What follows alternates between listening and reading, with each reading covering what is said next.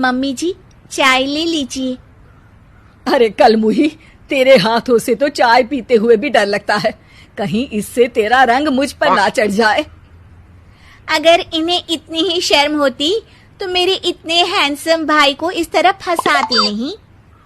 बानी और शिवम की लव मैरिज हुई है। बानी के ससुराल में उसकी ननद और सास हैं, जिन्हें अपने गोरे रंग पर बहुत गुरूर होता है, जिस वजह से वो बानी को सिर्फ उसके सांवले रंग की वजह से नापसंद करती है और हमेशा उसे ताने सुनाती रहती हैं। बानी उनकी सभी जली कटी बातें सुनकर चुपचाप वहां से चली जाती है। तुम माँ और छोटी को कुछ बोलती क्यों नहीं? मम्मी जी बड़ी हैं, हर छुटकी ना समझ, इस तरह उन्हें उल्टा जवाब देना सही नहीं। मेरी जिम्मेदारी उनकी सेवा करना है, जो मैं पूरे दिल से हमेशा करती रहूंगी। ऐसा बोलकर बानी रसोई में जाकर रात के खाने की तैयारी करने लगती है। रात को खाना खाते हुए बानी की सास उसे कहती है, कल मैंने अपनी फ्रेंड्स के साथ किटी पार्टी रखी है, समय से सारा खाना बना देना और अपना मनहूस चेहरा लेकर ज्यादा उनके सामने मत आना, समझी? माँ, बानी आप दोनों की कितनी परवाह करती है, फिर भी आप उससे इतना बुरा व्यवहार क्यों करती हैं?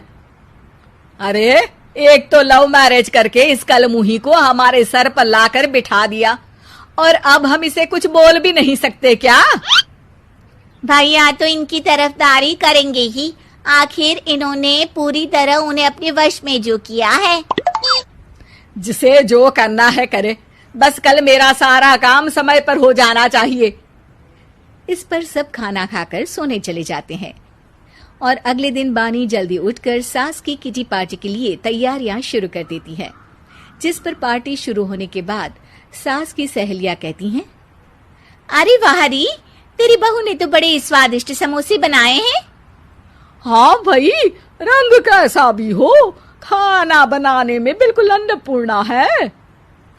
अरे इसकी भी क्या बात करनी, मेरी बेटी से मिलो, इसकी सुंदरता के आगे तो उर्वशी रंभा भी फेल है। उर्वशी रंभा को तो फेल कर देगी, पर क्या अन्नपूर्णा बन पाएगी?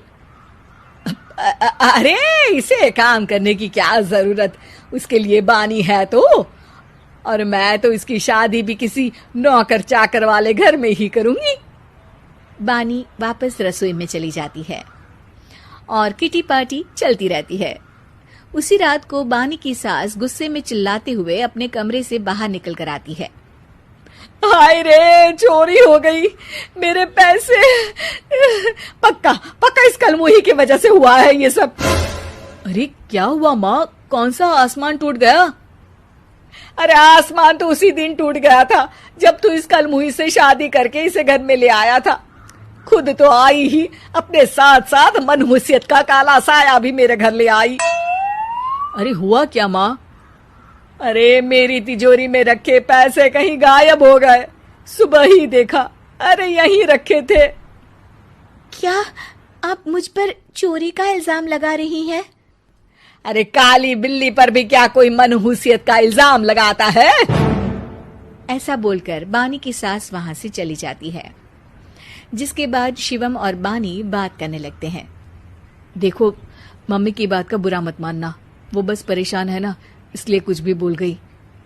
वो परेशान नहीं, मुझसे नफरत की वजह से ऐसा बोलकर गई हैं। उन्हें मैं हमेशा एक आंख नहीं सुहाती। देखो बानी, अगर तुम चाहो तो हम दूसरा घर लेकर वहां शिफ्ट कर सकते हैं। आखिर तुमसे प्यार करके तुम्हें अपनी जिम्मेदारी पर इस घर में लेकर आया हूं, इस तरह टॉर्चर नहीं होने दे सकता। अगर आप साथ हैं तो मुझे किसी चीज की टेंशन नहीं, और आखिर वो हमारी बुजुर्ग हैं, हम उन्हें और छुटकी को इस तरह अकेले छोड़कर कैसे जा सकते हैं? इसके बाद बानी भी अपने कमरे में चली जाती है और अब हर रोज उसकी सास की तिजोरी से पैसे गायब होने लगते हैं। इसी तरह कुछ समय बीत जाता है और वो हर बार हर चीज का इल्जाम बानी पर लगाती है, पर बानी कभी कुछ भी नहीं बोलती। कलमुही नास पीटी, बहू को घर की लक्ष्मी बोलते हैं, ये तो पनौती बनकर आई है, पनौती। एक रात बानी की सास को आधी रात में प्यास लगती है, तो वो पानी पीने रसोई की तरफ जाती है। तभी उसे अपनी बेटी के कमरे में कुछ आवाज सुनाई देती है। हाँ हाँ, मैंने मम्मी की तिजोरी से हर रोज थोड़े थोड़े पैसे निकाल कर हम दोनों के लायक खूब पैसे इकट्ठे कर लिए हैं। और मम्मी आज तक उस सब के लिए भाभी को ही जिम्मेदार समझती है। तुम बस जल्दी से आकर मुझे यहाँ से ले जाओ और हम कहीं दूर जाकर शादी कर लेंगे। मम्मी को कुछ पता नहीं चलेगा, सब मुसीबत खत्म। अपनी बेटी की ये सारी बातें सुनकर बानी की सास भौचक्की रह जाती है और अपने कमरे में वापस चली जाती है। जब अगली सुबह बानी सास के कमरे में आती है, मम्मी जी, क्या बात है, आज आप कमरे से बाहर ही नहीं आई? आपकी तबीयत तो ठीक है ना? क्या छुटकी कमरे से बाहर आई या तुम उसके कमरे में गई? नहीं नहीं, क्यों, जाना है क्या? मैं अभी चली जाती हूँ। नहीं, कोई कहीं नहीं जाएगा। इस पर वो बानी को साथ लेकर कमरे से बाहर आती है, जहाँ शिवम भी होता है।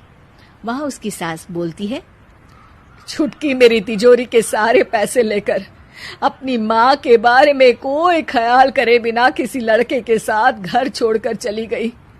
और बहू, तुमने मुझ जैसी सास की सेवा करने के लिए अपने ही पति के साथ दूसरे घर जाने से मना कर दिया। मैंने हमेशा तुम्हारा रंग देखा अच्छा ही नहीं, जो मेरी सबसे बड़ी गलती है। मुझे माफ कर दे बेटा।